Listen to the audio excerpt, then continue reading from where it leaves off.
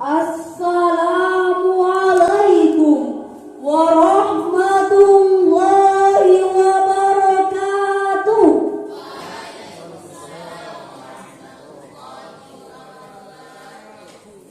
Alhamdulillahilladzi akramna bil iman wa ajjana bil islam wa rafa'na bil ihsan.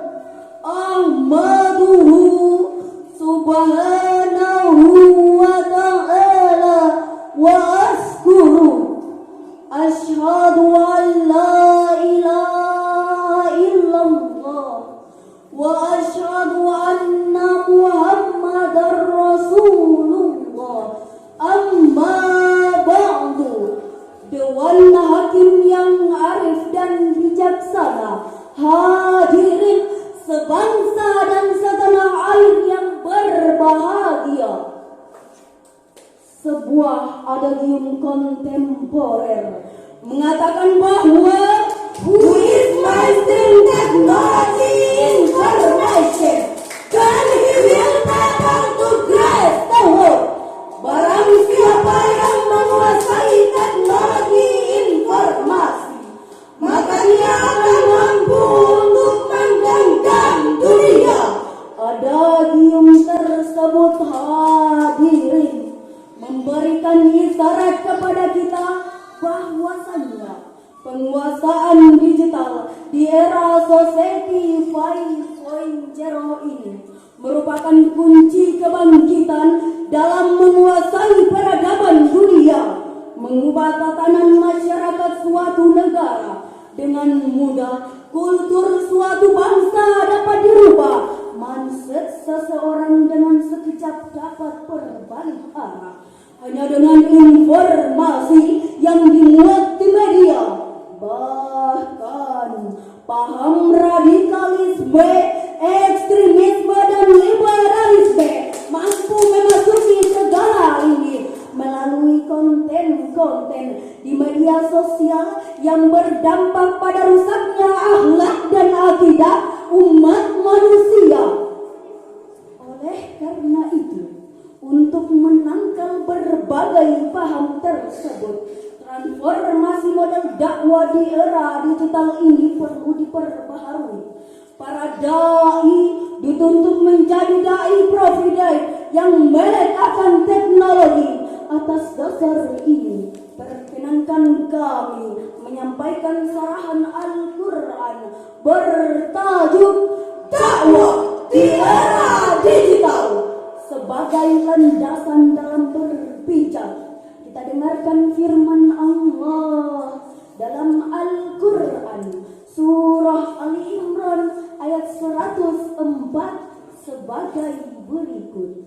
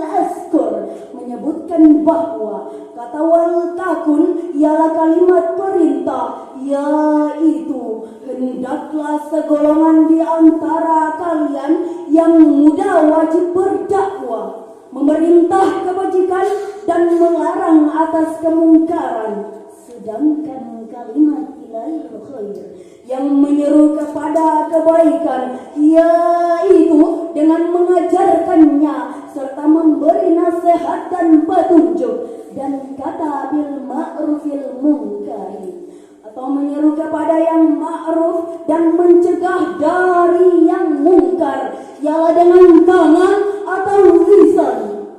Dari ayat tersebut dapat kita tarik benang merahnya bahwa kewajiban dakwah oleh setiap muslim adalah wajib. Memerintah kebajikan dan melarang atas kemungkaran adalah sebuah perintah.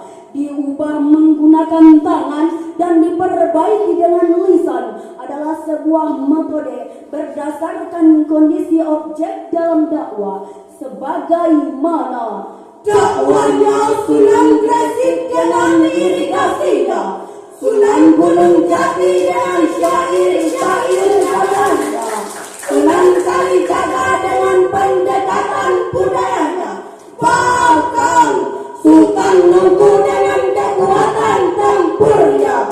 Namun sayang berbusa yang hadirin, tantangan dan rintangan yang dihadapi oleh para pendakwah di era digital 4.0 ini tidaklah mudah. Realitas dakwah Islam menjadi problem keagamaan yang krusial dan terkadang dilematis. Terlebih lagi bila diamati dakwah Islam di era digital seperti sekarang ini, kemajuan pesat ilmu pengetahuan dan teknologi telah mentransformasikan peradaban manusia dari kultur pertanian ke industri, dari industri ke abad informasi dan komunikasi. Berbagai masalah yang timbul karena pengaruh era teknologi dan informasi, budaya dan gaya hidup serba seragam dengan tanpa mempertimbangkan urgensinya. Infiltrasi budaya dan tata nilai asing yang lebih intens dan masif, yang banyak bertentangan dengan identitas kepribadian bangsa dan moral agama. Merebaknya konsumtivisme yang menggiring umat manusia kepada pemiskinan spiritual dan falsafah hidup hedonistik. Era abad ke-21 memang memberikan segalanya yang melampaui mimpi-mimpi setiap manusia, tapi malah menimbulkan fenomena paradoksal, sebuah realitas kehidupan yang begitu syarat akan hiburan, namun begitu miskin kedalaman, begitu syarat kegairahan, miskin pencerahan, begitu syarat informasi, miskin kontemplasi, begitu syarat ekstasi, miskin sosialisasi, begitu kaya perlengkapan, miskin pemaknaan, begitu banyak kesenangan, miskin kedamaian. Terlebih lagi, dampak tersebut lebih dirasakan oleh para kaum milenial sebagai generasi penerus bangsa yang hidup di masa kini. Berdasarkan hasil survei dari Arus Sosial dalam laporan The Latest Insights into the State of Digital 2021 menyatakan bahwa separuh dari penduduk di Indonesia telah aktif menggunakan media sosial, yaitu 170 juta jiwa dari 274,9 juta penduduk Indonesia. Angka tersebut didominasi oleh generasi milenial. Namun realitanya masih banyak dijumpai para dai yang tidak mengikuti media era modern yang dapat menunjang keberhasilan dalam berdakwah. Metode dakwah yang digunakan pun masih dianggap klasik. Bahkan materi dakwah yang disampaikan pun kerap kali mengulang-ulang dari sebelumnya, sehingga dibutuhkan revitalisasi dalam berdakwah agar tidak tertinggal oleh perkembangan zaman. Lantas, bagaimanakah solusi dakwah di era digital ini? Sebagai jawabannya, mari kita dengarkan lantunan ayat suci Al-Quran dalam surah An-Nahl ayat 125 sebagai berikut.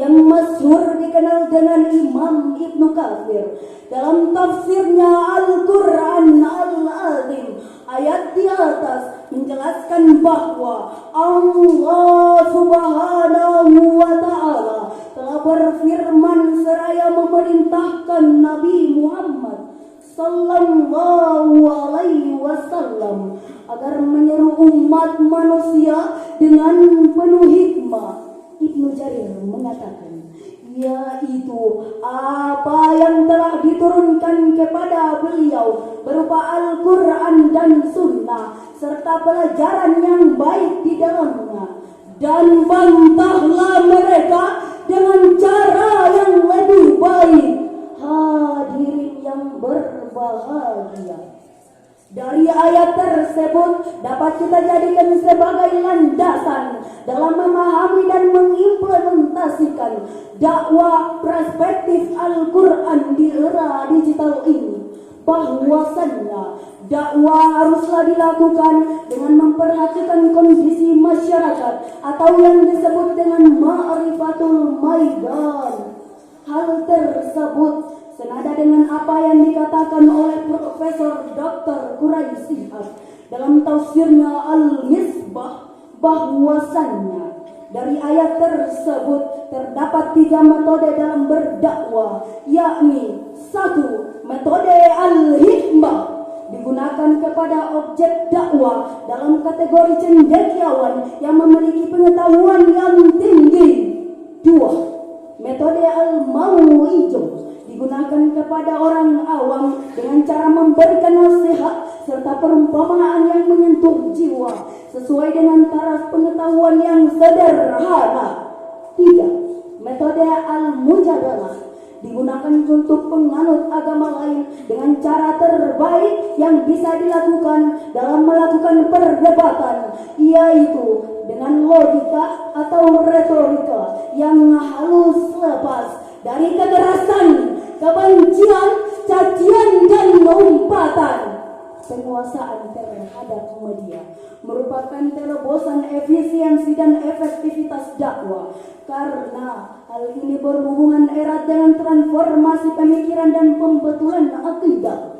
Seorang dai di dalam diri harus memiliki kompetensi goodwill, good ethos, good moral character, goodwill, sikap dan niat yang kuat dalam menjalankan misi dakwah, good ethos, kecermatan dan kecepatan dalam menghadapi proses dakwah, good moral character, kepatuhan kepada etika dan moral. Dengan demikian, dakwah Islam di era digital dapat berjalan dengan efektif dan penuh harmoni, karena esensi dari dakwah adalah mengajar bukan menghajar, memberi nasihat bukan menghujat, membina bukan menghina, mengajak bukan mengejek. Semoga digoreng di jagat media sosial sehingga antar umat dan masyarakat